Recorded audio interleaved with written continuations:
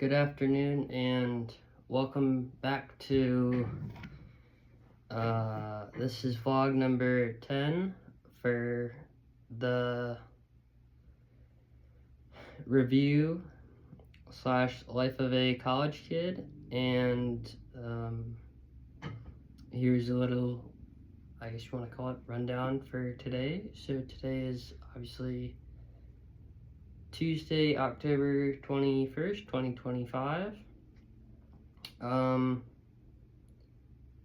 Yeah, woke up, I would say around 6:30, 7:30 or 7:15ish,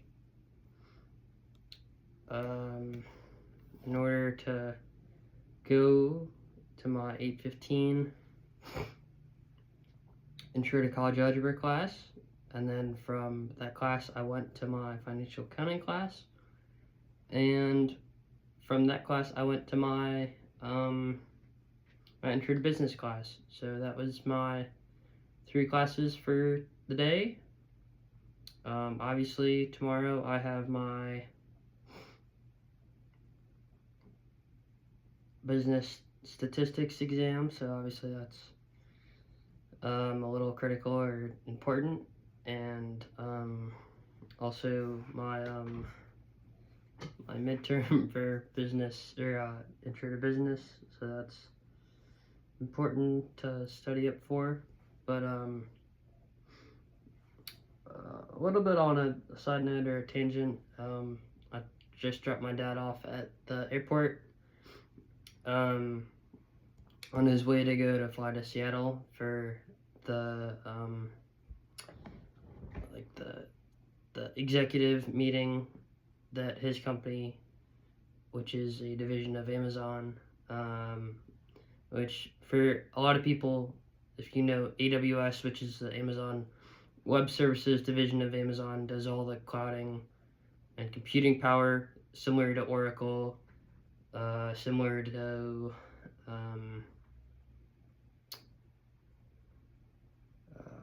Rackspace as well, is another competitor client, or is another competitor within that industry. And yeah, obviously trying to tell their client, which is Campbell's Soup Company or Campbell's Group, whatever they call themselves now, as to why they should essentially want to have their services, meaning Campbell, on the AWS side. So I'm sure it's going to be a bunch of things of obviously flying there, having breakfast, meaning getting to know the customer better in person,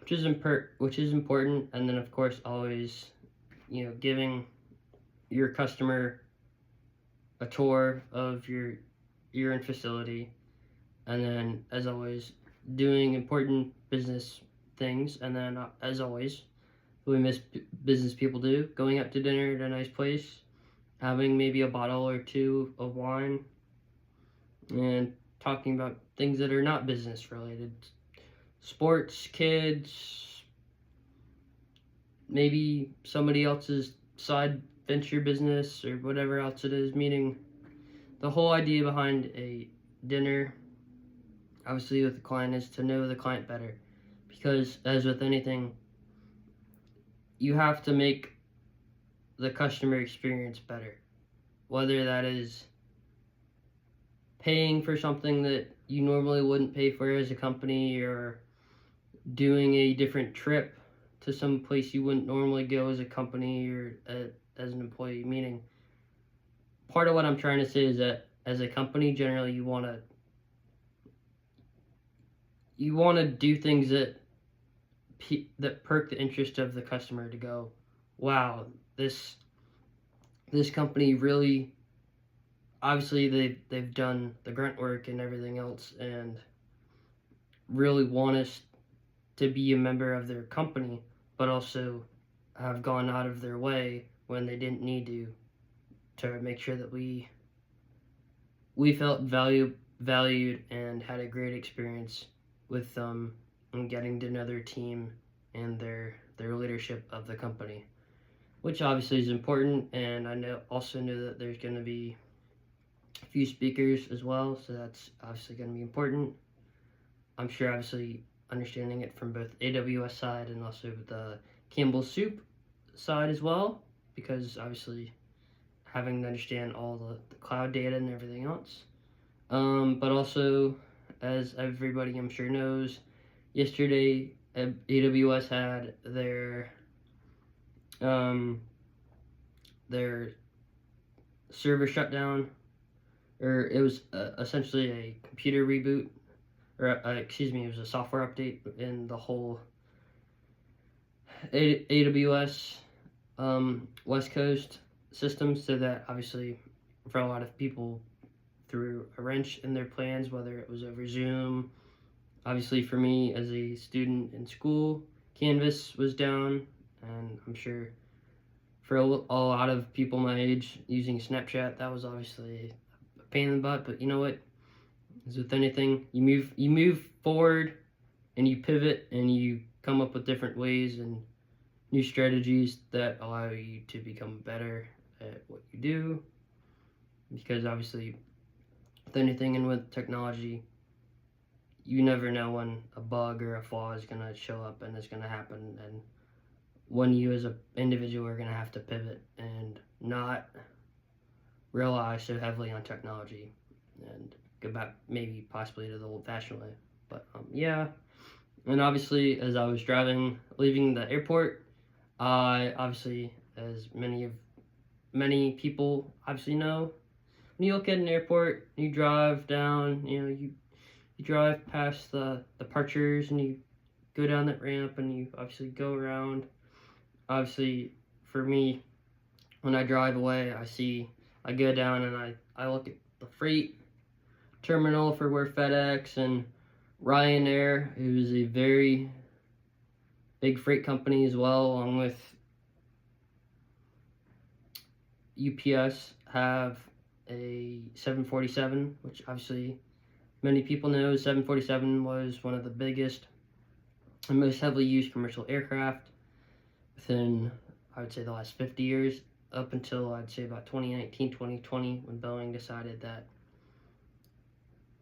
one, obviously it cost us a lot of money to manufacture this large aircraft, but two, the need wasn't there in the market anymore, and also the fact that Boeing now manufactures the 777 and also the 737 and 737 MAX series, which now is a lot more fuel efficient, and so you only have to use 2 engines as opposed to 4 to maximize your fuel efficiency for your aircraft.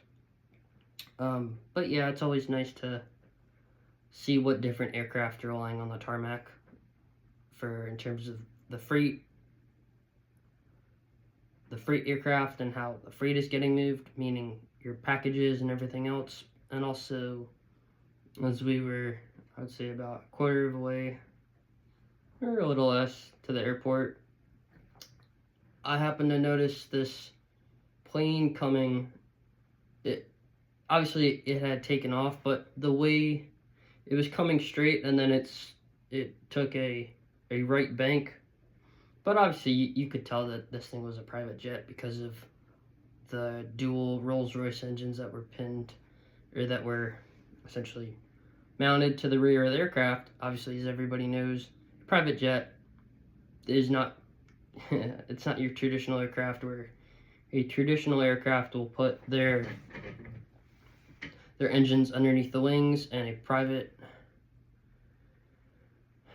jet will put their aircrafts on the rear of the tail, because it allows for more liftoff and more thrust, accelerating the aircraft at a lot faster speed.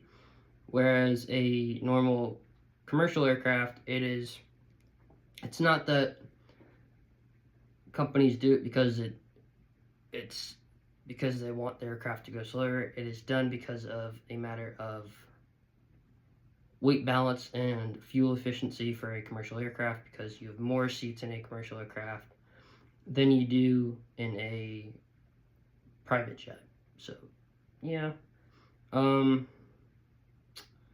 But that was a few things I've observed, and then obviously, I listened a little bit to the AI version of Steve Jobs, whatever thing you want to call it. Getting interviewed with Joe Rogan, which I thought was interesting in terms of how. I don't mean to sound rude or critical or anything. I could follow along with what this AI or um, with what this large language model or whatever you want to call it was trying to say is this in this form of Steve Jobs, whatever you want to call it.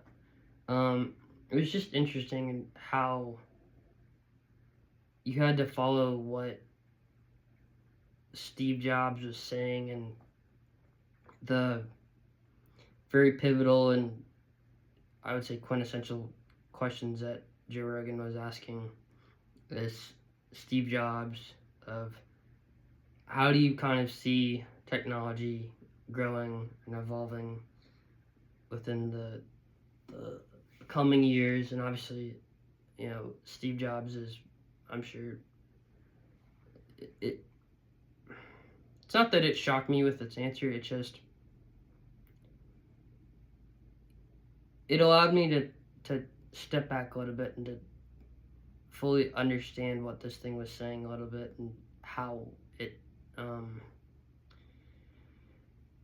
how it came up with its own opinions a little bit. And it's not to say that this is all technology or this or that. It's something that, not that I wasn't prepared for, it's something that shifted the conversation a little bit that was happening. But, yeah, that was that. And then obviously, before I was like, let's record this, I was listening to Herb Keller. Obviously, if you don't know who Herb Keller is, that is your homework for me. I won't. Screw it. I'm going to tell you who Herb Keller is from, whatever early days to up until death. Herb Keller, if you do not know who Herb Keller is, take that out of the equation for a second. What company did Herb Keller essentially co-create or start by himself? And many of you, obviously, I'm sure, are raising your hands and going, well, I know. And obviously, I'm going to be like, well, duh, what company is it? I know, because I fly this airline all the time. It's Southwest, right? Southwest, the blue and yellow and red aircraft that fly all out of, Baltimore and Houston and Austin and everywhere else that is a underserved airport hub. So Herb Keller started this aircraft aviation company or airline, excuse me, if you will.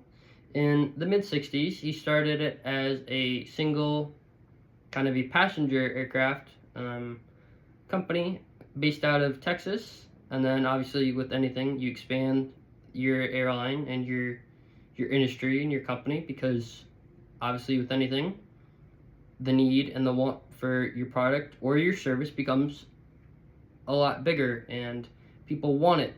They want it, and they look at your company and they say, wow, so and so's company is doing very well.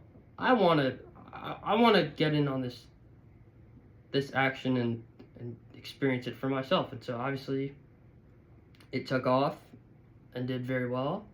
And unfortunately, in what was it, 2015 or 2017, Herb Keller died. So obviously, that's a critical hit for a lot of people who enjoyed the leadership of Southwest under Herb Keller, and seeing how the brand went from a small 1 to 2 aircraft airline to I would say about 500 to 1,000 aircraft airline. And their principle is essentially, I'd say about 10 minutes tops. Is what is the aircraft, right? And you may be asking yourself and going, well, an aircraft's a plane.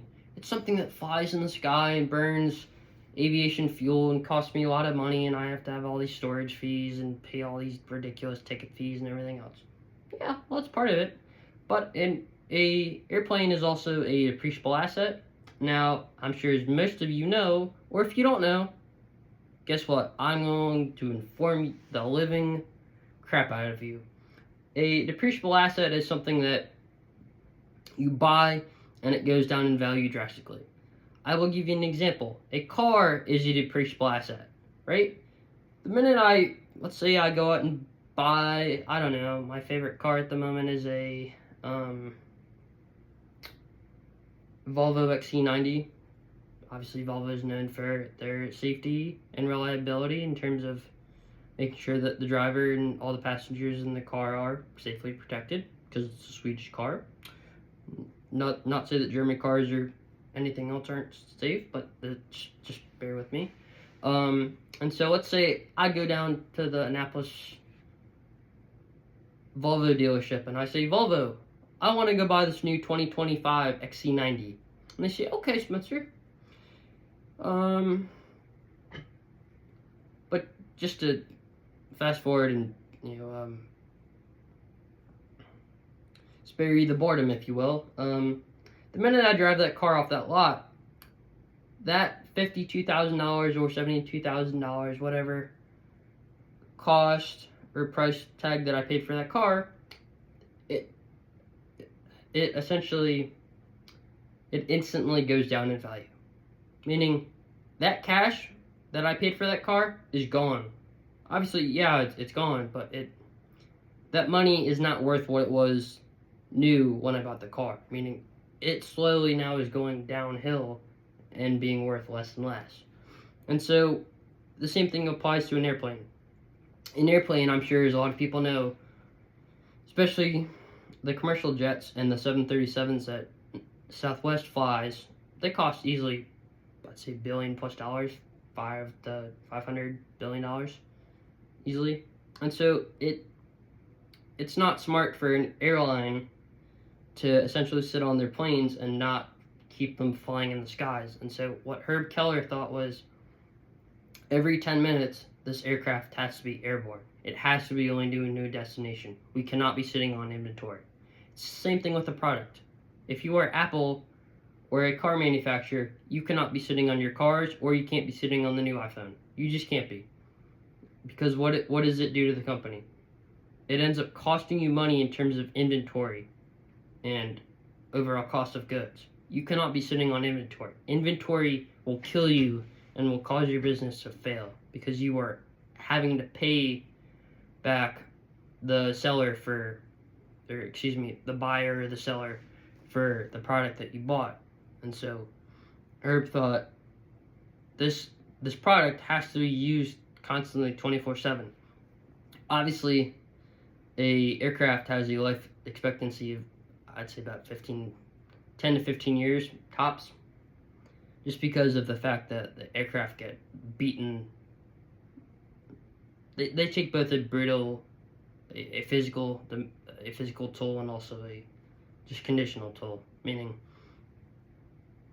why I say that is because the aircraft, you start down at zero,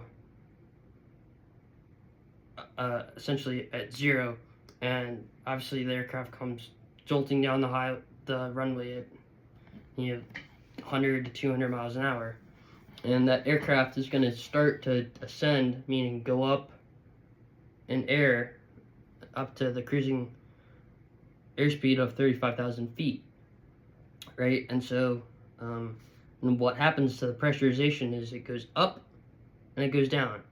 And so it's essentially a soda can. Crinkles, expands. Crinkles, expands. And so over time, what that does to the aircraft is it causes the fuselage of the aircraft. Obviously, if you don't know what the fuselage is, well, Google it. The fuselage is essentially the inside of the aircraft, and it's essentially like your lungs. It opens and contracts. In, out, right? And so, over time, that aircraft, the wear and tear from the consistent takeoffs and landings and dropping in pressure, the pressurization, it wears down on the aircraft drastically. And but yeah, that was his principle. And obviously, as I'm sure a lot of people know, Southwest has done some things with certain leadership within the company that, if you want to call it, stirred the pot with some of their customers. Southwest initially used to have a free carry-on or a free baggage in it besides your initial bag, but obviously now, because of tariffs and all this other crap, Southwest, and I don't know if this has been going, if this was a progressive decision, meaning that the company looked over a period of years and said, we need to, it's time where we need to be making a little bit more profit, or if this is just because of everything that's happening now.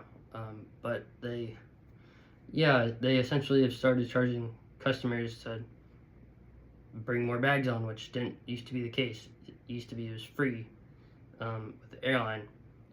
Now, obviously, that stirs the pot with some people, and because people are like, look, I trusted this brand for 10 to 15 to 20 years, and now all of a sudden you're like, no, you have to pay for your next bag. And so I'm sure people are going to be pissed off and saying, I don't want to fly with Southwest.